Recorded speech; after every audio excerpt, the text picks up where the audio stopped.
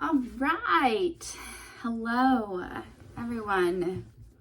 It's Morgan here. I am coming on here to share some more vulnerable details of my life because I know that it could really help a lot of women potentially. So it's been a while since I recorded. I'm still on the no editing game, so it's just gonna be a single shot take, and I really am gonna try to keep it kind of short, but I do want to be thorough, so I'm not gonna rush myself. Originally, I was considering this a vlog, and it's definitely still vloggy, but there's a little bit of pressure with the word vlog that made me a little bit avoidant of recording.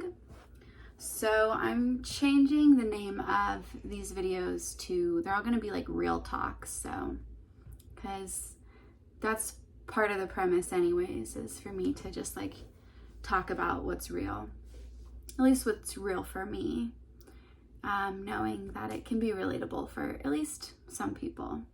And of course, as always, with any YouTube creator channel, feel free to, leave some comments if you're experiencing anything similar or if this message benefited you at all.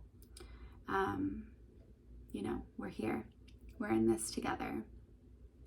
So today's video is about body sculpting.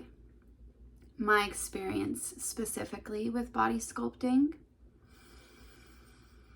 It's taken me a while to make a video about it because I really wanted the whole experience to be private. However, with how the experience has gone for me, I think that it's more important for people to hear my story. So I'm gonna just kind of start from the beginning. In 2021, in June of 2021, I went in for a fat transfer procedure by Elite Body Sculpture in Dallas, Texas. And I originally went in for my consultation in March and had the procedure done in June.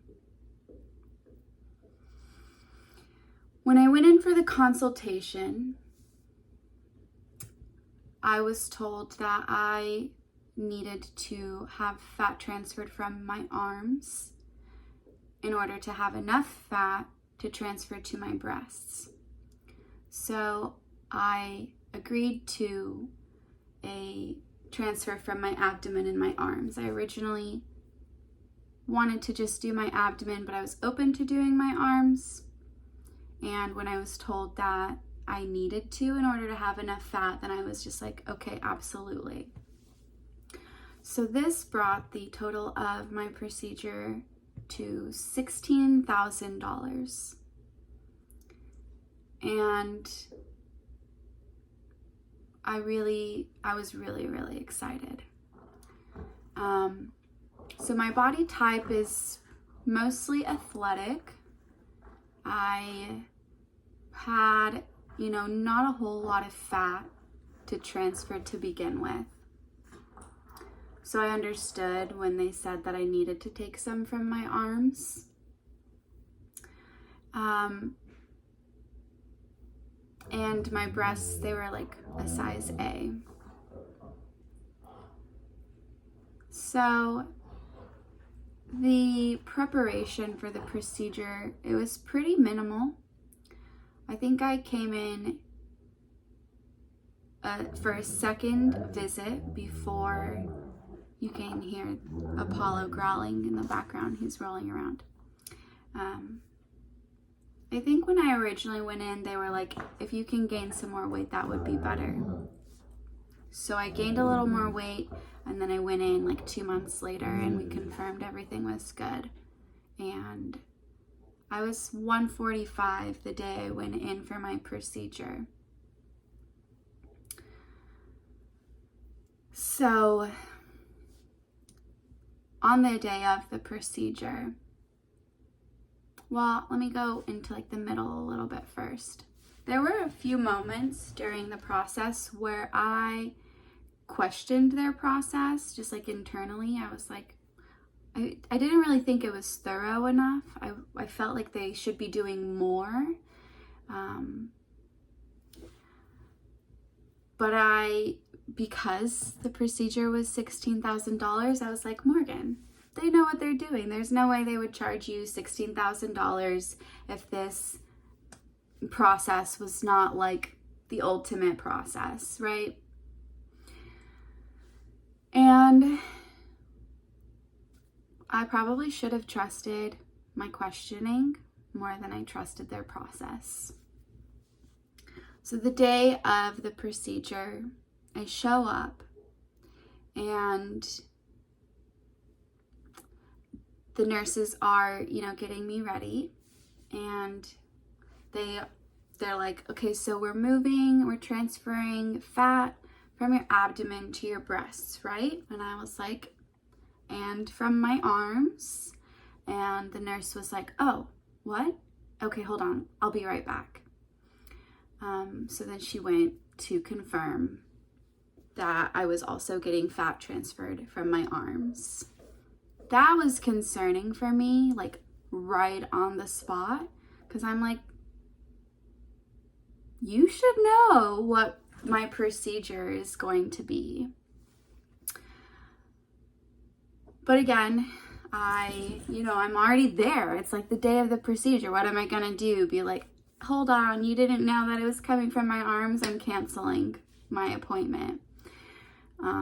So we just continued with their process, which at this point, I don't even know if they had a process, a developed process, because there was another moment of confusion. It was just honestly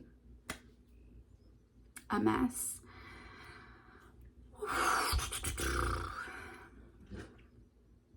So the next kind of red flag the day of the procedure is the nurse, it's just the way they were talking to me, really not trained at all in providing any sense of reassurance, I don't think, because you don't want to forget, you don't want to be facilitating somebody getting ready for,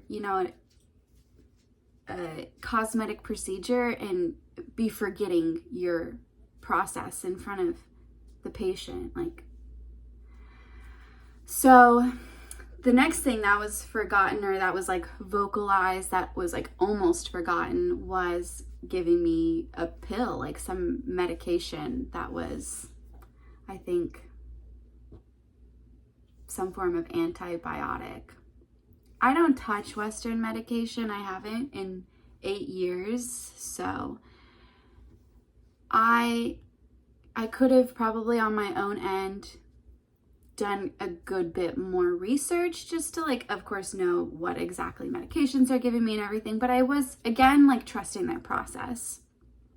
And I wasn't afraid of taking some antibiotics in recovery and stuff. I don't take Western medicine, but I was prepared and okay with, knowing I was going to be prescribed painkillers and stuff for recovery and everything. And obviously I had to be sedated, and not fully sedated though. So let's see. Yeah, so here I'm, this little white dot there. I have a few little white dots because, my fair skin is definitely pretty sensitive to the sun. But that white dot specifically is one of the incision marks. And so that's the size of all the incisions. It's this body sculpting by Elite Body Sculpture, their patented Airsculpt. It's supposed to be so easy, minimally invasive, really easy recovery. And you can see like the scarring, minimal. There's some incision marks, you know, above and below my breasts, some in my abdomen, some on my sides, some on my arms, where they pulled the fat and then where they put the fat in. When I was getting ready to go in for this procedure, I was scouring the internet for some videos. And there was only one video that I found really of a woman sharing about her experience with it's the upper-cup procedure by Elite Body Sculpture. But she was, you know, really modest, which I totally understand.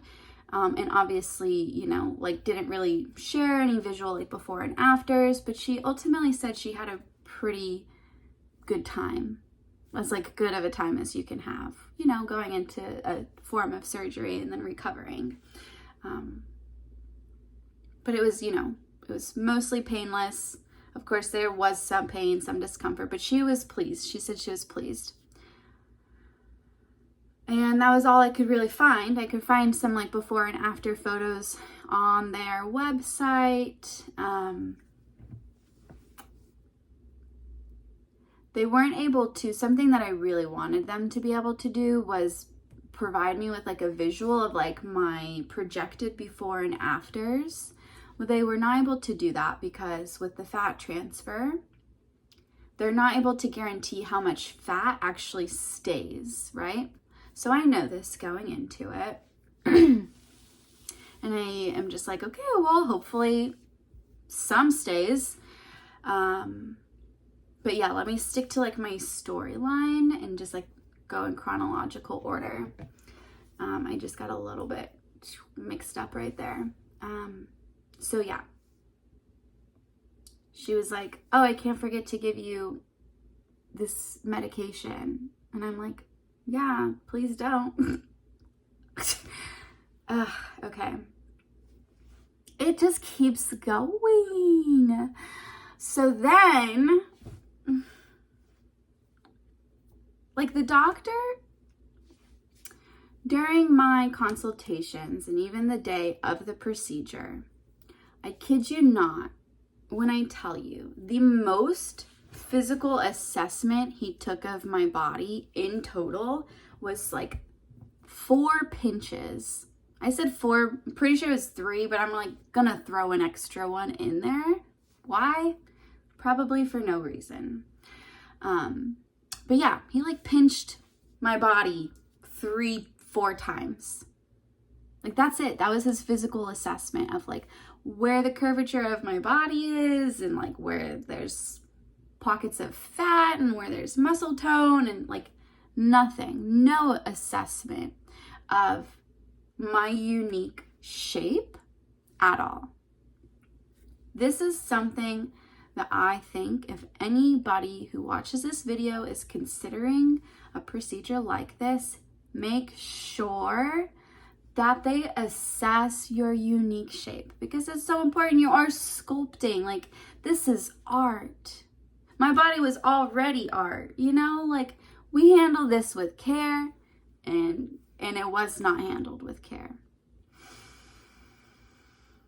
So right before the procedure, he like pinches me like the 3rd time. And then we're getting ready to walk into the procedure room. And then he turns around and he goes, oh, hold on. I almost forgot to make marks on your body. This is the 3rd strike. On the day of the procedure, my ass should have walked out. But I was already there. Hello. I mean, like, really? Was I going to walk out? Oh my gosh. Should I have? Probably. But we're here now. There's so much going on. This is the story. So he proceeds to turn around. We go back into the room. They're like adjoined rooms and there's like a door that you can go through to be in the procedure room. And then the other room is like, I guess, just like pre-op room or something. And so he turns around and he just like grabs a marker and just like real quick draws a circle with a cross on my belly and like some ovals on my sides and some ovals on my arms. Just like he didn't like look at me. He just like drew some shapes. Just like from muscle memory, like autopilot. And I'm just like, oh, yeah, must be right, I guess. I mean, like, I guess just gives them a little bit more of a visual of like to stay in the lines or something. So this surgeon also, the day of my procedure, had a massive sty on one of his eyes. And that kind of also concerned me a little bit because, like, you know, styes are usually from like stress and maybe poor moments of hygiene and stuff like that. So I'm like, okay, is this doctor okay? Is he, you know, in the right state to be doing something that's going to require some care and everything? Like, is he stressed? What's going on? Why has he got this massive sty? But of course, I'm like, you know, people are stressed. Styes happen. Maybe it's not a big deal. Now, the sedation that I was on was like not a full sedation, right? So I would kind of like come in and out of consciousness. And I'm so serious. Every time that I came to consciousness, the nurses and the doctors are, the tone of the conversation is like unnecessary chatter, gossip type tone. I'm like, what do you guys need to talk about right now? Why are you talking all the time? Like, literally every time I'm aware of the room, you guys are talking. Like, where's the focus? Why is this doctor talking so much? But at this point, like, I'm in it. It's happening. I could feel also, you know, I'm like super, super numb, but I can feel like the pressure. Like, there's no pain, but I can feel the pressure, like a little bit of the pressure. And I can definitely feel in certain moments of the procedure just this like kind of just like this jerky motion. And again, I'm like, okay, he's got to move around a little bit, but it felt a little bit aggressive. You know, for me, I'm sedated, so I'm like, well, maybe you're just a little extra sensitive right now. But you know, it felt aggressive. I feel the whole way through, from beginning to end, that this entire process was not handled with care in any way that it could have been. So at the end of the procedure, right, the doctor is now, he's like squeezing my boobs to like shape the fat and everything. And he's like, okay, I have to stop. I'm pretty sure like I can't fit any more fat into them, right? Because I had small breasts, so it's not like the skin was gonna like increase in area. So there's only so much that could be filled up, I guess. And so as he's shaping my breasts, I feel pain. Like, he's squeezed my breasts hard enough for me to feel some sharpness, some pain, right? Not just pressure, just like a little, ow, that kind of hurt. And then they got me dressed and light kind of shifted, clouds are moving. But yeah, got me dressed and I went to the post-op room and then I went home. There was not a time where anybody really thoroughly went over my post-op care with me. I had a printed out piece of paper. I read through it.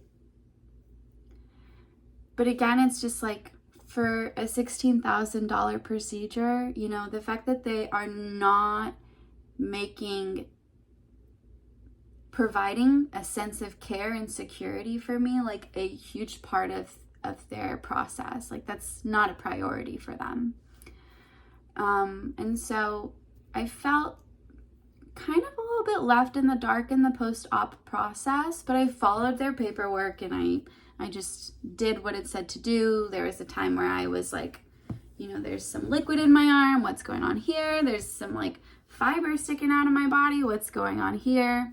They answered through their like text line and stuff.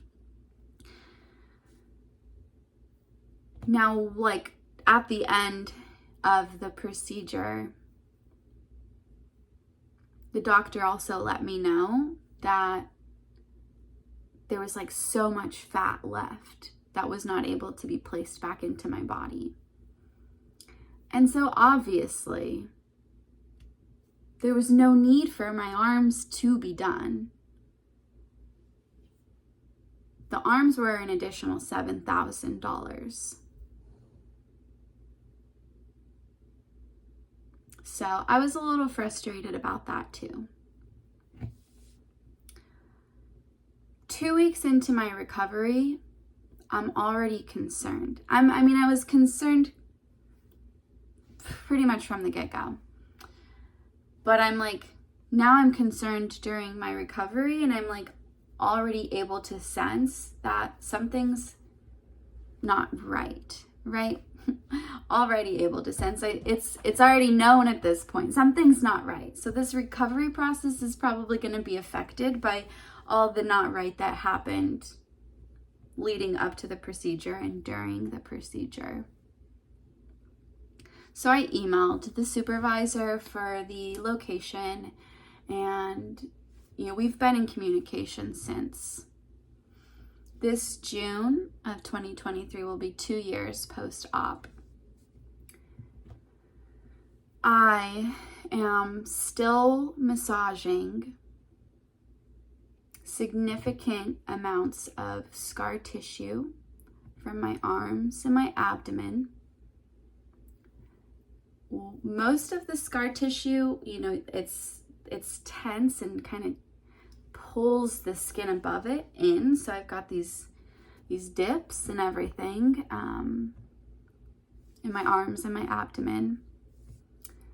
My left breast specifically has a pretty significant amount of fat necrosis, which is basically when fat cells like clump up together and kind of harden. They're just like dense. It's not necessarily that they've hardened, it's just like dense little clumps of fat cells rather than just like all spread out. So there's just these teeny little lumps, quite a few of them in my left breast, and also 2 more concerning masses in my left breast that I discovered in November of 22. So Elite Body Sculpture is so far agreed to do like a re-op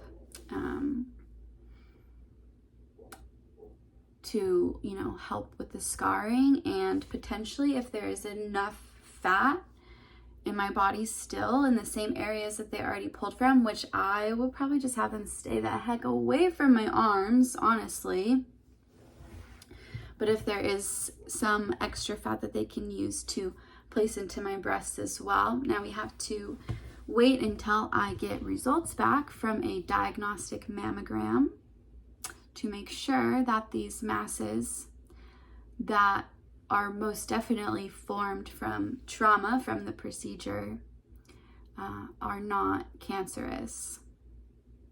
So that's what's going on.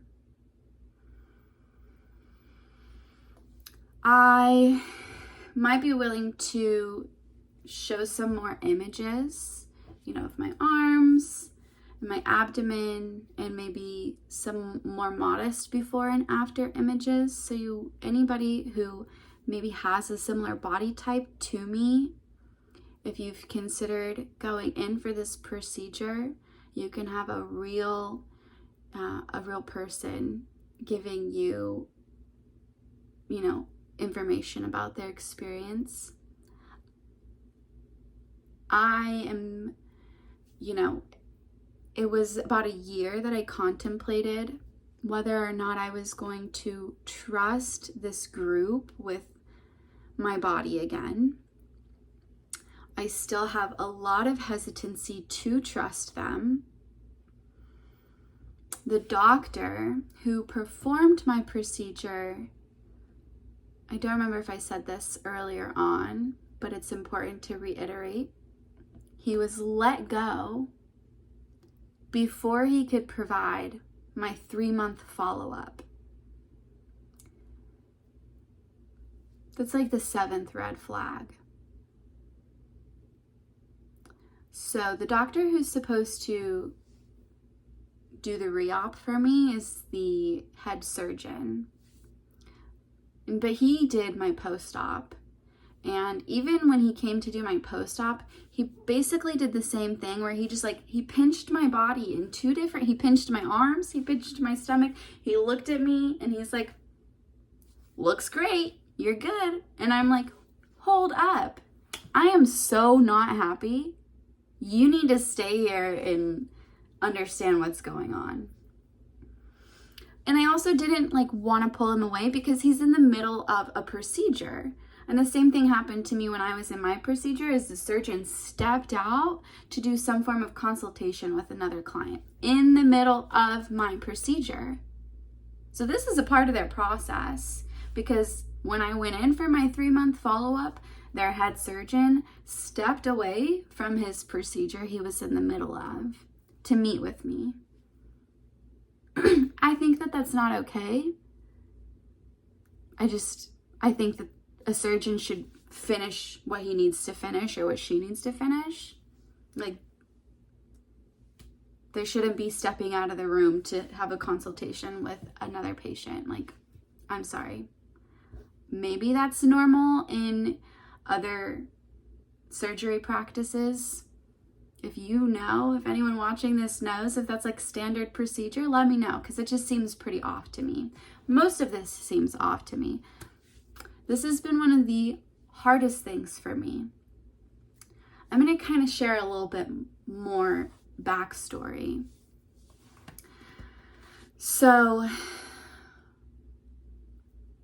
I was probably 7 or 8 years old when I was praying to God that there would be a procedure available by the time I was of age, where instead of putting plastic in my boobs, I could put some real fat into them, right? Just some real boob, right?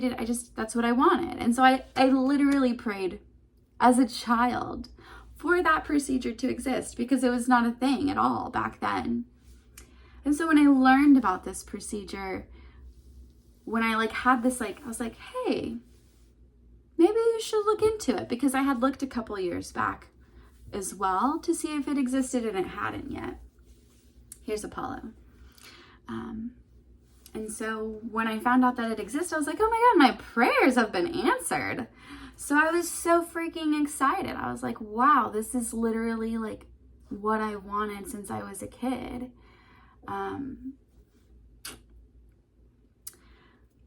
Now, I also, as a kid, I was about 11 when I developed an eating disorder.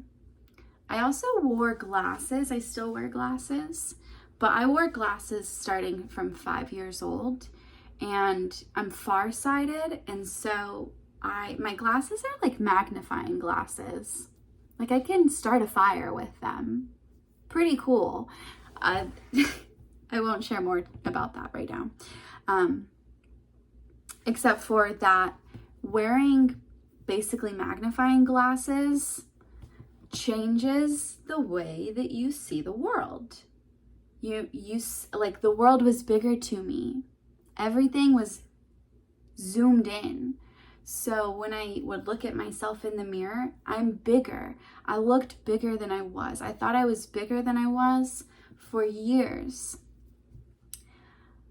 And I was a gymnast. I've always had this gymnast build, because I started gymnastics when I was 3, and I started competing when I was 5, and I was a trained competitive gymnast until I was 12. So that's how my body formed.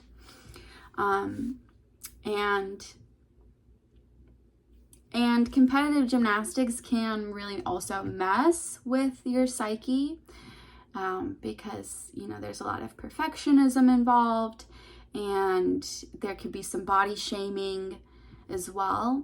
I definitely, like, if I had my belly sticking out on a day, like, chances are someone in the gym is gonna, like, say something about it. And there's just a lot of body shame towards, you know, girls, boys, men, and women. I think it starts more with girls than boys, and then it develops more, like, kind of later on for guys. Maybe that's not true. But, you know, like, my cousin might also tell me, like, hey, it looks like you gained some weight. Or, you know, people will just say that. People will tell a little girl that she's, like, gained weight. Or they'll tell a little girl that she needs to eat more. You know, it's just like our bodies are constantly being commented on. So I definitely, you know, like, many young girls had an eating disorder. But I had that, like, I had really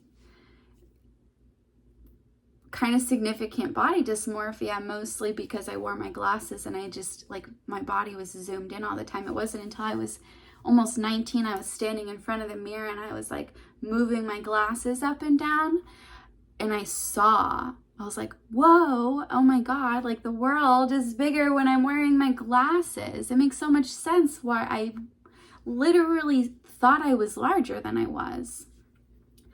So, you know, I had kind of, like, I had to really work to, it was a huge part of my, like, my spiritual journey started with loving myself, loving my body, loving my mind, just, like, figuring out how I could love myself in every way possible. And so, you know, having worked so hard to have the body confidence that I had going into the procedure, like, I chose to get the procedure done because I had come to love myself so much, because I did not in any way want my confidence to come from this procedure, you know? So, like, I worked to have my confidence in my body naturally. Now, my body has not changed really hardly at all from the procedure. There's definitely an increase in volume in my breasts. I would not say that it's, like, satisfactory with the price at all. You know, for $16,000, I would expect a good, you know, good little bit more volume than what's there, which is the reason why they would, you know, move more fat to my breasts, given I don't have cancer forming in my breasts due to trauma from the procedure. So I really also probably just want to reiterate, excuse me, I have, like, the hiccups a little bit right now. It's so important to love our bodies through and through. I worked so hard. I had this amazing journey coming to love my body before the procedure. And I was just so sad. I was, like, telling my body, like, I'm so sorry that I did that to you. You know, like, I've had to forgive myself from the inside out.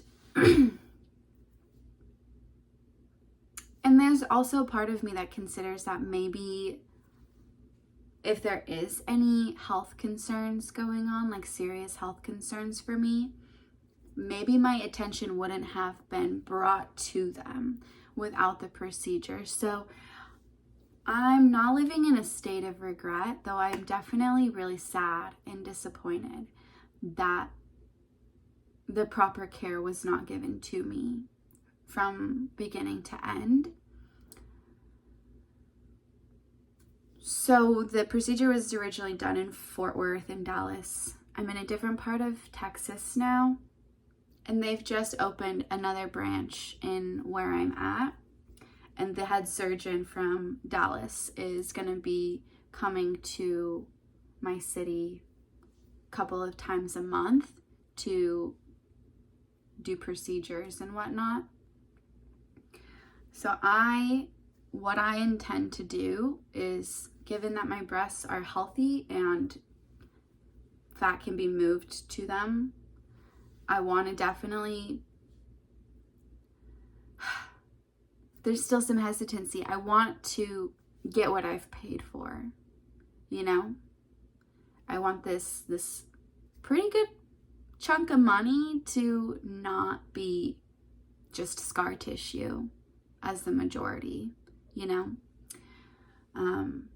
They will definitely, I think that for the scar tissue, what they can do is inject some kind of steroids. I think they can soften the scar tissue, but I'm gonna make sure that if I go through with this procedure with them, even if it's just for the scar tissue, that I am given the best care that these people can even imagine giving. Like, this head surgeon, you better be ready to touch my freaking body, like feel my abdomen, feel the scar tissue, feel where there's more fat taken out in one area than another. Like, he needs to be physically aware of the state that my body is in, right? Like, there's no way he's gonna go in blind. I can't let that happen. So I think that we can work it out. And I probably, from this point, now that I've created this initial video, I was honestly like, though I'm not living in regret, I've definitely had to process some feeling of like shame and guilt and remorse, and just coming to love my body even more, which is beautiful, amazing. Like, I knew I was going to have to do that in my recovery anyways, because I was like, okay, Morgan, you worked really hard to love your body, and it's going to be changing, and you're going to have to like really love it even extra and take even better care of it while you're recovering. I didn't think it was going to be so severe, and I didn't think that there was going to be, even a portion of the amount of scar tissue that there is. I honestly hope that somehow Elite Body Sculpture sees this and has like some heart in their company to ensure that this is handled properly.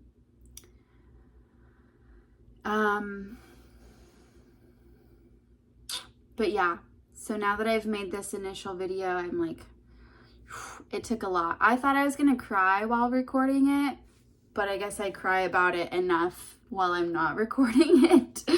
And I just really hope that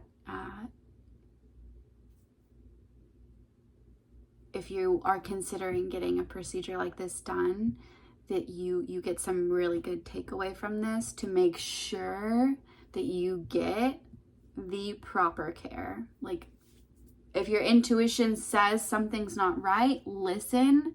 If you think you should be getting taken care of better, require that. Because I'm gonna just tell you, like, the amount of pain and sadness that I have experienced because of this procedure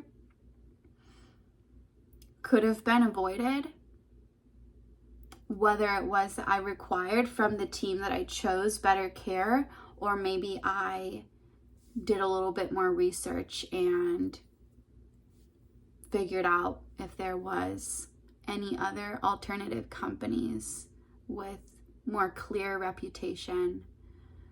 And, because this Elite Body Sculpture company, they're supposed to be like, they work with the stars and all that stuff. And so I'm just like, don't only focus on the hype. Like, do your research, make sure you get the care that you need, and you know what care you need. Your body will tell you what care you need. So if you're not getting that, I would really reassess the group that you're working with. And just make sure, really just make sure, because I didn't. And don't be ashamed to like find your support team. If you don't have an active support team in your life, find a support team before you go in, because that's huge. the environment that I was in going into the procedure and during my recovery, like the people I was living with and stuff, like they shamed me a lot as well. That didn't help at all. I had some friends and stuff like virtually that I kind of talked to about it all, but still I think some of the shame that I've experienced because I worked so hard to love my body and want women to love their bodies naturally, and I don't want to really perpetuate the plastic surgery culture too much. Like a lot of that stuff is so harmful to people's bodies. I thought that this alternative was not gonna harm me. And yeah, I want to promote people just loving themselves unconditionally more than I promote, like cosmetic procedures and stuff. And so much of my life is like spiritually inclined and everything. And I guess I thought people maybe would question my integrity or, my reputation or something would be questioned or whatnot. And that stuff's kind of silly, but also, there is a lot of shame around it as well. And even people who go through the procedures like myself, like we experience shame inwardly as well. So it's not, I don't know that, like that's not necessarily something that can be avoided, is feeling even just like a little bit of shame. And maybe again, like this is just my experience, but I didn't want to share because I was ashamed.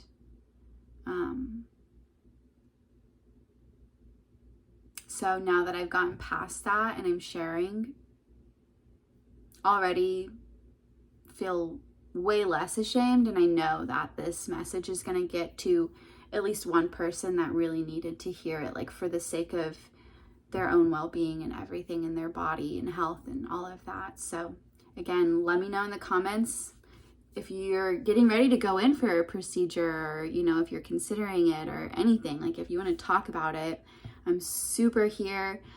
Again, like I still want to have the re-op. Like I'm not like saying like this is awful, never ever do this, because I know that there are plenty of women who've gone through this procedure or very similar procedures who've gotten incredible results. So I know that there's great doctors out there. I know that there's doctors who do put the care in. So just make sure that you're lining up with a great team, and that you've got some support, some like real support, and make sure that you just really get a thorough idea of how to take care of yourself afterwards.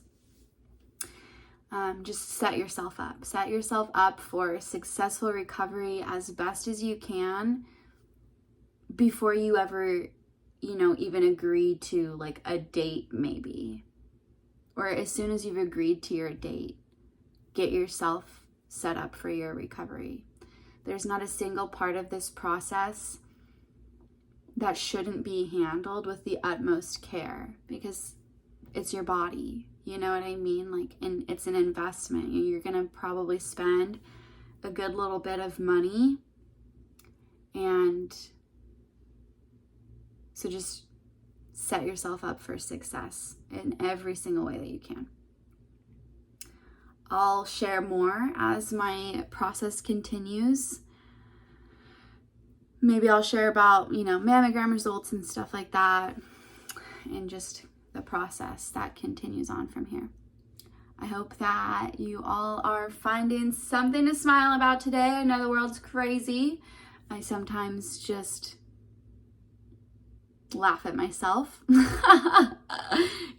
just to keep a smile on my face. So just find anything that can bring you a little bit of joy today and participate in that. Maybe it's a shower, maybe it's a walk under the trees, whatever it is. Cook yourself a yummy meal, drink some water, get some good rest, and I'm gonna hopefully see you all soon.